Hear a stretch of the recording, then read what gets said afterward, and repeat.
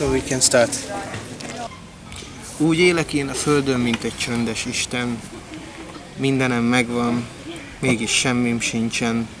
Meggyötörtem magam, nagyon, még ifjan.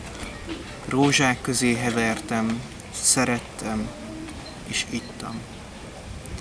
Virágim hervadás itt de nehéz látnom, de mert csak az igaz virágzik számon, hallgatni hervadásról lehetetlen, öntudatlan és bűnös lehettem. És most ez gyötör engem meg nagyon, rossz rekeszbe préselt égi hatalom. Látom bűneim, még kicsik és nagyok, és az, ami egykor voltam, már nem vagyok. Vagyok, mint költő mondja, fenség, déltenger, láz és idegenség, mint minden ember, emberiség, örökös szeretetéség.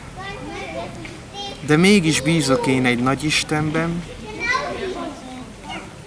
ki úgy él az égben, mint mi, idelen, és megsegít majd téged is, és engem, hogy belőlünk emberibb ember lehessen.